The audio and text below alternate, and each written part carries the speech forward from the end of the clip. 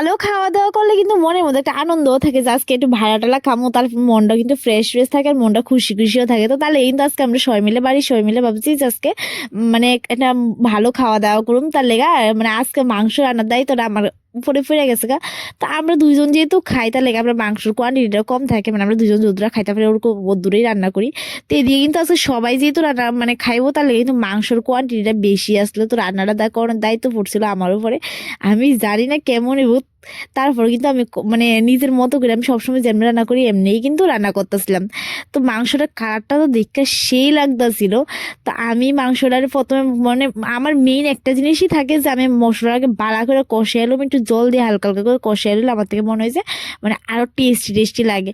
তার লেগে আমি মশলাটা একটু ভালো করে কষিয়ে এলে এদিকে দেখছি না আস্তা রসুন আস্তা পেঁয়াজ দিয়ে দিচ্ছে, যাতে মানে এটা খাইতে অনেকে তারা বাড়া পায়, তার লেগে দিয়ে দিচ্ছে, আমি হালকা বাড়া পাই না। তো দিন তো আসলে আজকে ফ্রাইড রাইস আর মাংস। তো ফ্রাইড রাইসটার মধ্যে যে মানে ড্রাই ফ্রুটটি দিয়েছিল এটি আছে না প্রায় মানে লগে লগে ফুরিয়ে গেছে গা। তো এটি আর খাওয়ান গেছে না ড্রাই ফ্রুটসই। তো এমনি কিন্তু ফ্রাইড রাইস আর মাংসটা কিন্তু সেই টেস্ট লাগে, শীতের দিনে কিন্তু এই জিনিসটি কিন্তু খাইতে ভালো লাগে। তার লগে কিন্তু আসলে স্যালাড সেই টেস্ট হয়েছিল আজকে রাত্রের খাওয়ানটা, মানে কি তা কইতাম।